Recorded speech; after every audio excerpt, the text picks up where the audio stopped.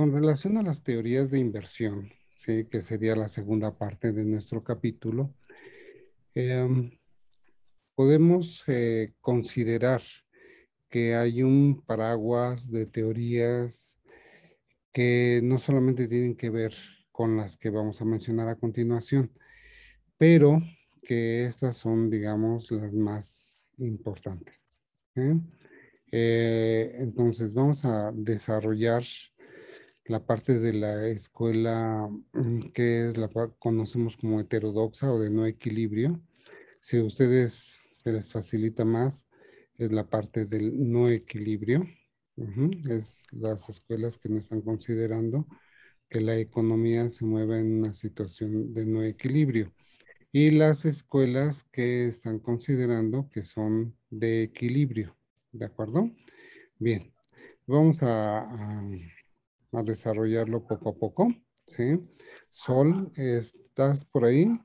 ¿Me puedes ayudar a hacer la lectura del tema? Sí, claro que sí. Teorías de la inversión. Existen varias interpretaciones o teorías sobre lo que determina la inversión en una economía capitalista. Esto incluye tanto a México, Estados Unidos y América Latina y el Caribe, en general en el mundo capitalista. Estos factores están asociados a las propuestas teóricas que explican el desempeño de la inversión y su rol en los modelos de macroeconómicos o modelo de inversión. Bien, Modelos de inversión, de equilibrio permíteme y... tantito, ¿sí? Ujú. Entonces, lo que tenemos que recordar, ¿sí? Es que nuestro modelo, ¿sí? Y la explicación de la teoría de la inversión está inmersa en un sistema mucho mayor, que es, digamos, el PIB. Ujú. Recuerdan nuestra identidad. El PIB es igual al consumo, ¿sí? Y esta es igual a la inversión. Entonces, estamos considerando que esta es una economía cerrada y sin gobierno, porque no tenemos, ¿sí? Al gobierno ni exportaciones ni importaciones. Entonces, lo que hacemos es aproximarnos a la dinámica del PIB, ¿sí? En esta abstracción, ¿vale? Es decir, que conforme vamos incorporando variables, pues las relaciones debemos de considerar se hacen múltiples y más complejas. Pero bueno, vamos a centrar ahora nuestra atención sobre los modelos de inversión. Adelante, Sol, por favor. Gracias. Sí, son modelos de inversión de equilibrio y no equilibrio. Las interpretaciones sobre la inversión se pueden dividir en dos escuelas o planteamientos teóricos, los modelos de equilibrio y los de no equilibrio, como se presentan en el cuadro siguiente y en la explicación correspondiente. Cuadro 8.1, teorías de la inversión. Las teorías son de no equilibrio, es la escuela heterodoxa, y la escuela de equilibrio es la escuela ortodoxa. Dentro de la escuela heterodoxa encontramos autores como Schumpeter, Keynes, los post-keynesianos y Kalecki, Ujú. entre otros. Y la explicación de la inversión de Schumpeter es la innovación y la ganancia del innovador. Y su función es, inversión es igual a, está en función de la innovación y las ganancias. De John Maynard Keynes y de los post-keynesianos, la explicación de la inversión es la eficiencia marginal del capital o expectativas de ganancia y la demanda efectiva. Y su función es igual, no sé, pienso que es desde la innovación y la ganancia, o Es la la inversión inversión es como igual, está en función de la eficiencia marginal del capital y está en función del ingreso esperado. eh, esperado. Ok. Y perdón, de Kalecki, la explicación de la inversión es la marcha de la economía en periodos previos. La inversión está en función del ingreso o del producto del tiempo menos, no sé, el Menos tiempo teta. menos dos, menos teta. Menos, Ajá. exactamente. Ujú. Ujú. Muy bien. Sí. Bueno, entonces aquí vamos a hacer una pequeña pausa. Sí, vean, estos son los grandes economistas que ustedes deben de conocer, ¿de acuerdo? Eh, en la parte de los que asumen que la economía no es un proceso sucesivo de equilibrios, ujú, tenemos a alguien que va a hacer una aportación muy importante, que es Schumpeter. Y su concepto básico es el concepto de innovación. Ujú. Este concepto de innovación va a colocarlo en el corazón de su teoría, la teoría del desenvolvimiento económico, así se llama su libro, Teoría del Desenvolvimiento Económico, y nos dice que la inversión es una función de la innovación. Y nos dice, ¿por qué? Dice, porque con una innovación, ¿sí? La nueva organización que resulta de esa innovación va a hacer que los costos sean menores. Al reducirse los costos y si tenemos un nivel de precios, entonces la ganancia va a ser mayor. Entonces, aún con relación a los costos anteriores, entonces habría una ganancia que le va a llamar del innovador. Ok. Luego tendríamos a Keynes, que, en la teoría general de la ocupación, el interés y el dinero. Sí, y él plantea que la inversión es función de una eficiencia marginal de capital, es decir, de las ganancias que pueda generar, ¿sí? Una inversión. Entonces, si esa inversión genera esas ganancias, ¿sí?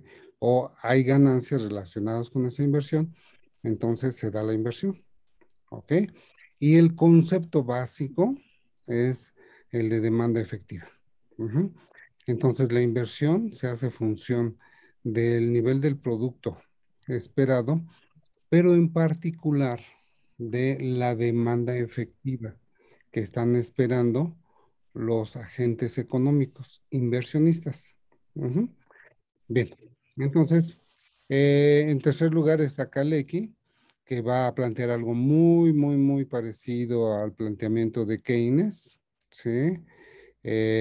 Hace un desarrollo semejante al de la demanda efectiva y él propone que, dadas las dificultades de tener, digamos, expectativas sobre el nivel del producto, ¿sí?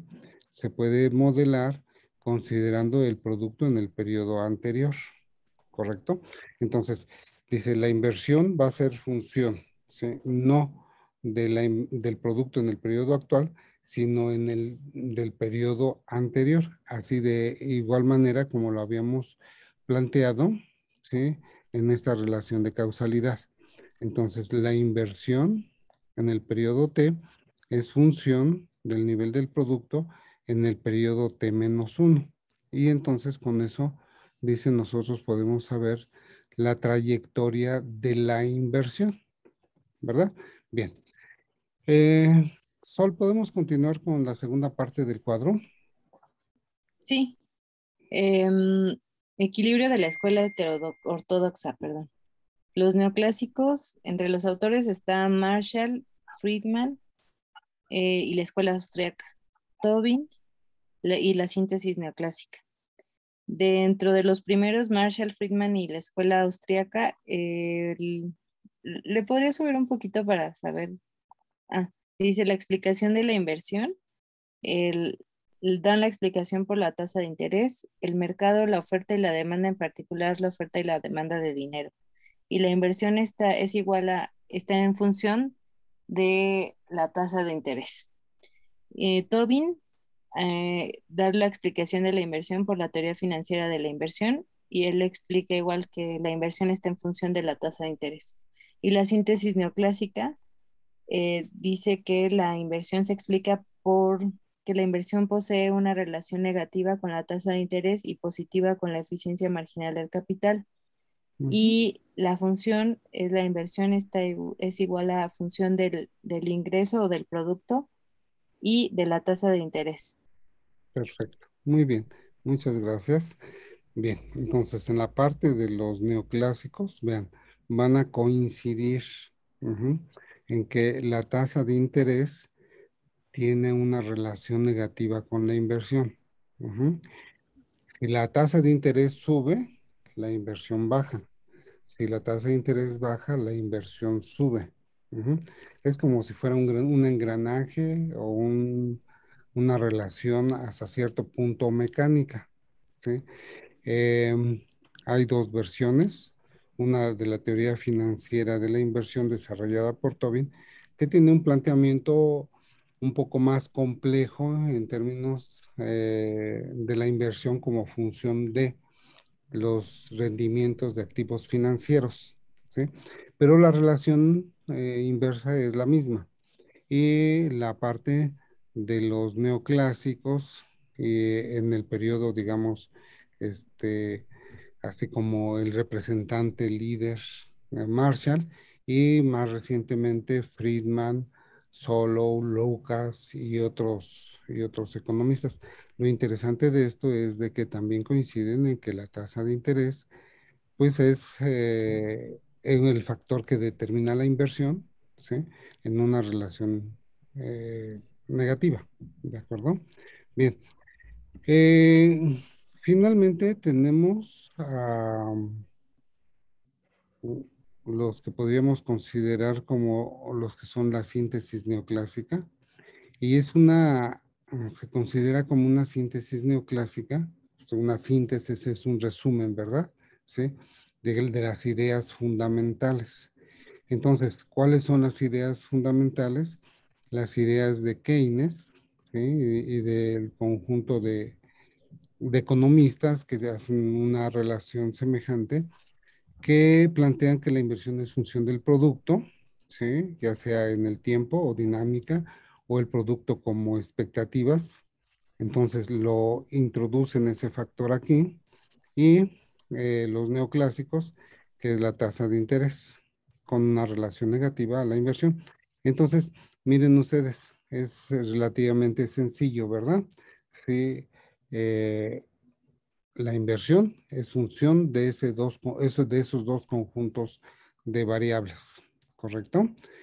De esa manera es como surge y se desarrolla la teoría neoclásica. Em, es una propuesta que ha dominado durante muchas décadas, ¿sí? Junto con la parte de la teoría neoclásica. Bueno, entonces lo que tenemos aquí es, tenemos los modelos de equilibrio, pero también tenemos los modelos de no equilibrio. Vamos a ver un poquito de sus características. Sol, ¿me quieres ayudar? Sí, profesor. Modelos de no equilibrio. Estos modelos comparten como programa de investigación la búsqueda por explicar la dinámica de la economía, más que el de buscar demostrar el equilibrio en un modelo macroeconómico. Dentro de este grupo de economistas podemos encontrar a Adam Smith, David Ricardo, Carlos Marx y en el siglo XX a teóricos como Joseph Schumpeter, como John Maynard Keynes y M. Kalecki. Estos últimos tres comparten la idea de que la inversión se determina por las ganancias, como se mostrará a continuación.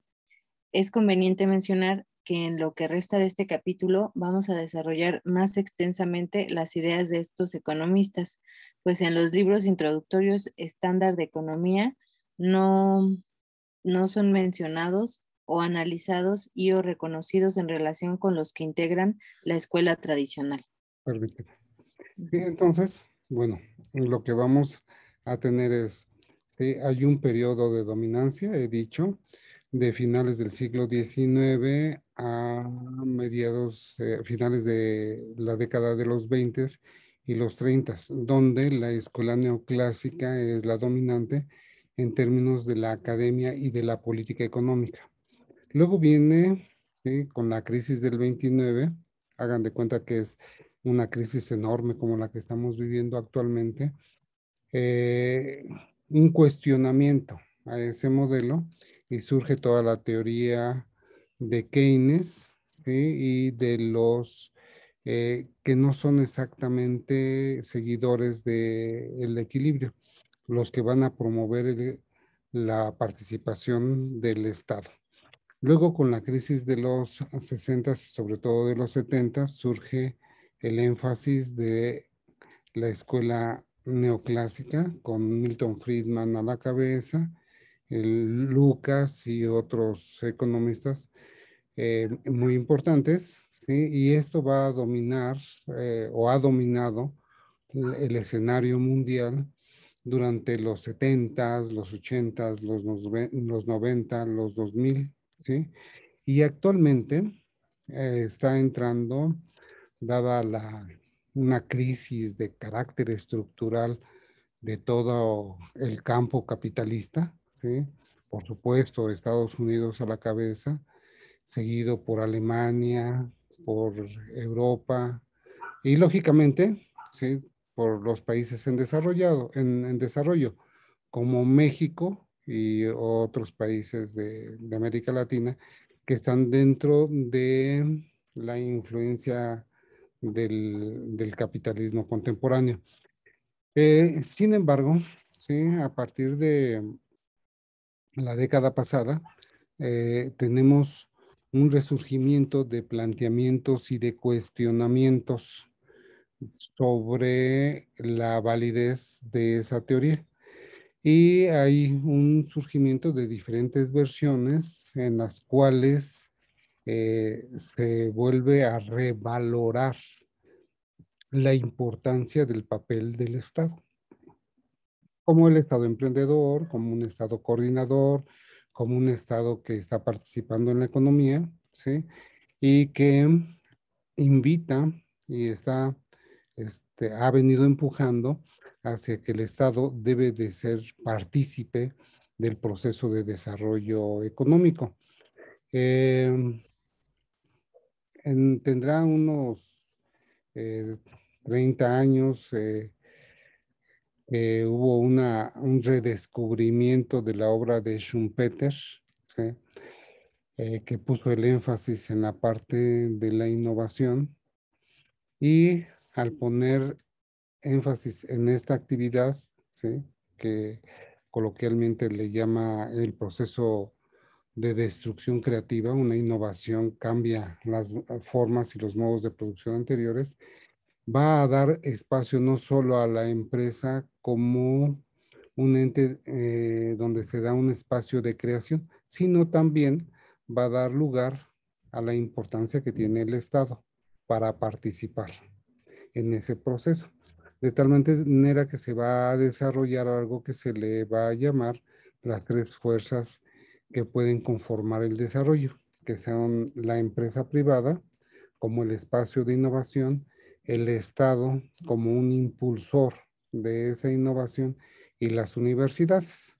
¿Sí? Y entonces va a tratar de crear algo que se le llama como la triple hélice para impulsar el desarrollo económico de los países.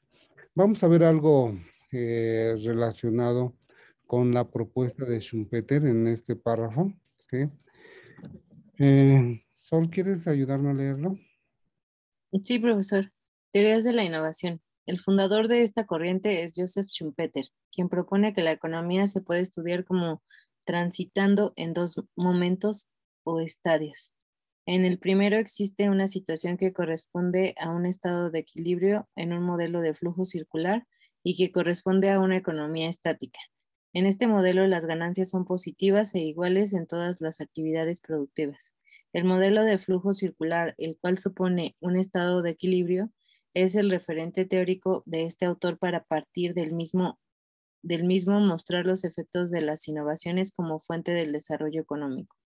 El desenvolvimiento económico tiene lugar en el segundo estadio, el cual es resultado de la introducción de innovaciones y resultado del espíritu y capacidades del emprendedor que llevan a modificar las formas y los modos de producción gracias a las innovaciones y dan lugar al crecimiento económico. El sistema capitalista tiene la cualidad de crear las condiciones para que surja y se desarrolle la naturaleza del empresario o capitalista.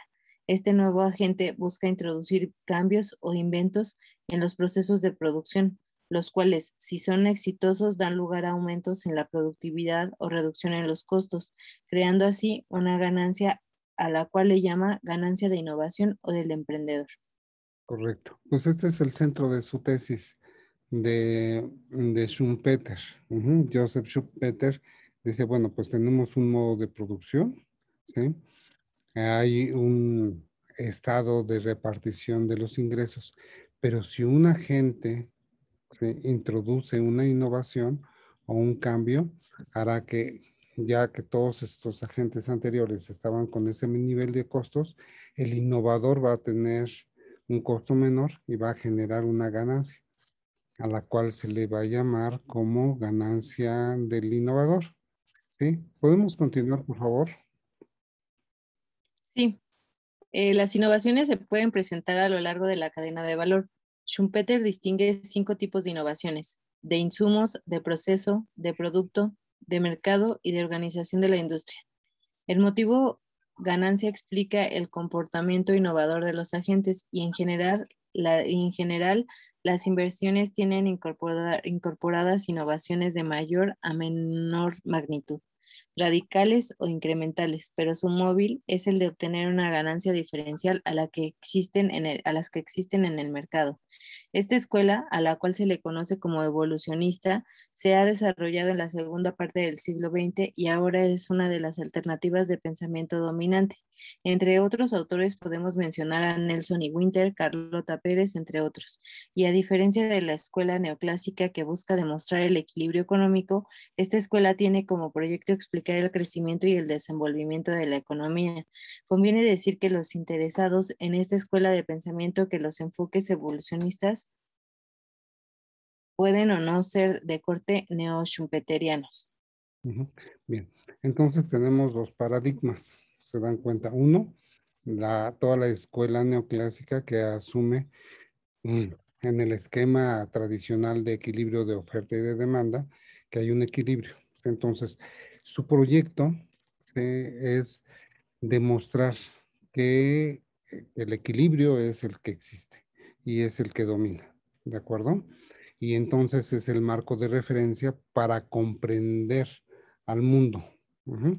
Y en cambio tenemos a la escuela de la innovación y que muchas veces se ha agrupado o se puede agrupar en una escuela, en una corriente de evolucionismo, que como su nombre lo dice, nos dice que va evolucionando, va cambiando, se va transformando, ¿sí?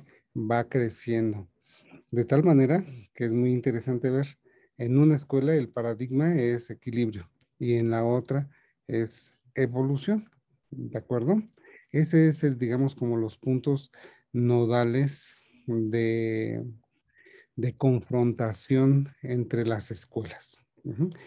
Bien, posteriormente a Schumpeter viene la obra, digamos, de uno de los grandes economistas eh, que ustedes deben de conocer y que seguramente en sus estudios van a profundizar, que es la obra de Maynard Keynes, ¿sí? En su libro, ¿ok? Podemos continuar, ¿no? Sí, teoría de la demanda efectiva. El objetivo y programa de investigación de Maynard Keynes en su libro Teoría General de la Ocupación, el Interés y el Dinero y de sus seguidores es en general explicar en nivel el nivel de actividad de una economía y en particular las magnitudes que ese autor pone de relieve en el título de su obra, por una parte la ocupación y por otra el interés y el dinero. Este autor propone que en el corto plazo, dado un nivel de oferta, el empleo y el ingreso de un país están determinados por la demanda efectiva. Esto significa que el estado general de la economía no es de pleno empleo. Solo excepcionalmente se puede presentar el caso de que el equilibrio oferta-demanda correspondan a un estado de pleno empleo. Por tanto, al incluir en su teoría tanto el caso general, desempleo involuntario, y el particular, pleno empleo de una economía, Keynes llamó a su libro Teoría General. Muy Keynes bien. des- ah, Entonces aquí está, digamos, otro punto de referencia, ¿sí? Eh, Schumpeter pone énfasis en la parte de las innovaciones que van a destruir el modo de producción anterior y genera un proceso de evolución, ¿sí? Ahora, Keynes nos está invitando a reflexionar nuevamente en el sentido contrario de los neoclásicos. Para los neoclásicos, el equilibrio implica pleno empleo, ¿de acuerdo? Pero entonces Keynes dice, es que la economía no se mueve en pleno empleo. Para él, como para nosotros ahora en plena pandemia, nos es claro que la economía no se mueve en pleno empleo, ¿verdad? Sí, dado que la economía tiene procesos cíclicos, la economía cuando va en un proceso de contracción y luego llega a la recesión, entonces lo que ocurre es de que muchos recursos productivos no son ocupados. Es decir, que en el centro va a colocar la idea de la ocupación. Ujú. La ocupación, dice, no siempre es de pleno empleo. Ujú. Eh, Ustedes han visto algunos videos sobre la gran pobreza, la gran hambruna que se vivió después de la crisis del 29. Eso fue lo que vio Keynes. Y eso es lo que nosotros vemos actualmente en diferentes magnitudes en México, en Estados Unidos y en todo el mundo, ¿sí? La gran desocupación que hay de maquinaria, de equipo, de trabajadores especializados, no especializados, ¿sí? Entonces, eso nos hace reflexionar de que efectivamente la economía no se mueve en situaciones de equilibrio de pleno empleo, ¿sí? Y no solo tiene que ver con el hecho de la pandemia. En el 2008-2009, que también transitamos por una de las crisis más profundas de las últimas décadas, no había una pandemia, pero sí había una gran crisis. En otras palabras, ¿sí? Dado que la economía se mueve en esos procesos cíclicos, solo eventualmente, cuando la economía va expandiendo y creciendo, se aproxima a situaciones de pleno empleo, que no es una garantía. Ujú. Menos aún si estamos en la parte de la recesión. ¿Ok? Bien. Keynes va a desarrollar una relación muy interesante entre la ocupación, el interés y el dinero, planteando que el dinero es un factor, un elemento, ¿sí? Muy importante en la economía y cómo se puede recuperar el crecimiento económico, ¿sí? Entonces, el punto es de que, dado que no tenemos pleno empleo, ¿sí? Que solo eventualmente cuando la economía crece de forma muy acelerada, llegamos al pleno empleo, ¿sí? Solamente ahí podríamos aproximarnos a ese estado de pleno empleo. Pero en general la economía, ¿sí?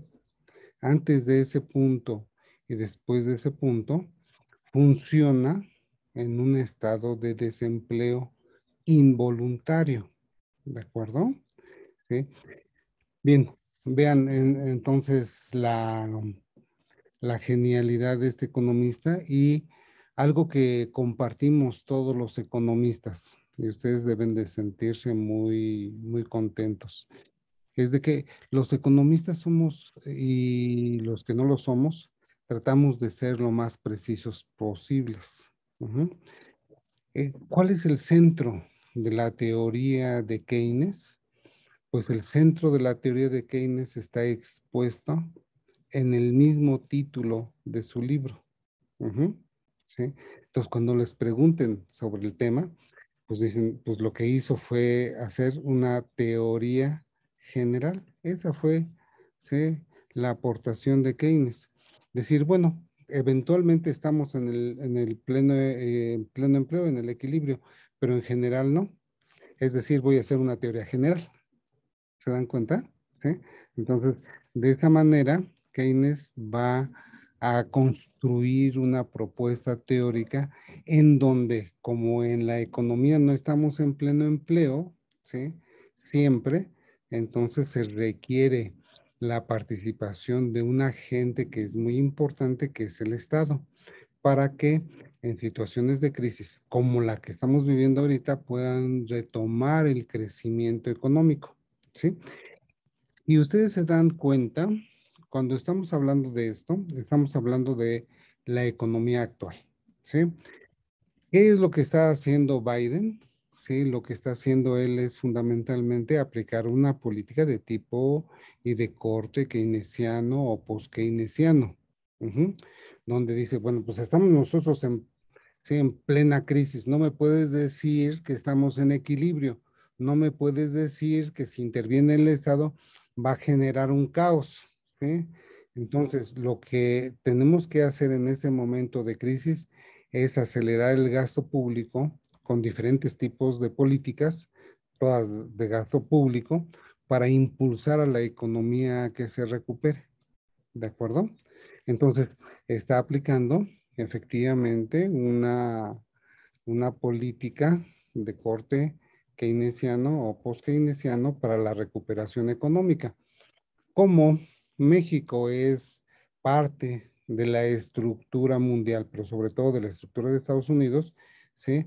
Entonces, la recuperación de Estados Unidos se va a llevar a México en ese proceso de recuperación. ¿Ok? Bien, a ver, veamos, continuemos un poquito más. Sol, ¿quieres continuar, por favor? Sí, Keynes desarrolló una crítica abierta y sistemática a lo que llamó la ortodoxia, cuyos exponentes eran en aquel entonces Marshall, Pigot y Say, y que creían que la economía se mueve en estados de pleno o casi pleno empleo. Keynes demostró que esto no es así, y en general lo que se puede observar son movimientos alejados de la plena ocupación. El razonamiento consiste en que no existen condiciones para suponer que la inversión es igual al ahorro, ya que estas variables dependen de determinantes diferentes y solo excepcionalmente se igualan. Por su parte, la inversión depende de lo que llamó la eficiencia marginal del capital, es decir, de las ganancias esperadas y no por las tasas de interés. Esta, en cambio, tiene relevancia en el mercado de dinero. El determinante de la inversión es el estado general de las expectativas de rentabilidad. Cuando éstas no justifican las actividades inversoras, la economía cae en una crisis. Muy bien, muchas gracias. Bien, entonces estas son las ideas fundamentales de Keynes, ujú, donde está planteando efectivamente una crítica a la teoría neoclásica y nos está proponiendo otra alternativa. Bien, vamos a continuar un poquito con el planteamiento de Kalecki. Déjame ahora, le pido de favor, vale, ¿estás por ahí? Sí, profesor. ¿Me ayudas? Sí, desde teoría dinámica, ¿verdad? Ujú. Teoría dinámica de la economía o de los ciclos de negocios. M. Kalecki realiza un análisis de tipo dinámico donde tiene lugar central el flujo de los no, el flujo de los agentes. No. Espérame un poquito. Es que déjale hago zoom. Ujú. M. Ujú. Kalecki realiza un análisis de tipo dinámico donde tiene lugar central el flujo de ingresos de los agentes económicos en la forma de sueldos y salarios y de ganancias. Estas características de su modelo le permiten analizar el papel de los cambios de stock y flujos de los ingresos de trabajadores y capitalistas, con lo cual muestra que las ganancias percibidas por los capitalistas en los periodos pasados determinan sus decisiones de inversión y a través de estas la dinámica del ingreso nacional. En síntesis, la inversión actual es función de las variaciones de las ganancias experimentadas en periodos pasados. A partir de esta idea, un modelo dinámico de la inversión caracterizado por los ciclos económicos determinados por la inversión, la cual está condicionada por las ganancias en los periodos previos. Muchas gracias, vale. Efectivamente, Kalecki va a plantear una teoría dinámica. Ujú. Em, él se une a Keynes en la crítica a la escuela neoclásica, donde plantea que no es la tasa de interés. Ujú. La tasa de interés para los neoclásicos es importante porque va a convertirse en un punto que va a unir el mercado de dinero y el mercado de bienes para lograr el equilibrio general. Para Kalecki, como para Keynes, la inversión no es función de la tasa de interés, sino de las ganancias. Hay una contribución muy importante que realiza Kalecki a la teoría económica. Cuando ustedes estudien la teoría neoclásica, van a darse cuenta que los consumidores y los agentes económicos no están divididos por clases sociales, ¿sí?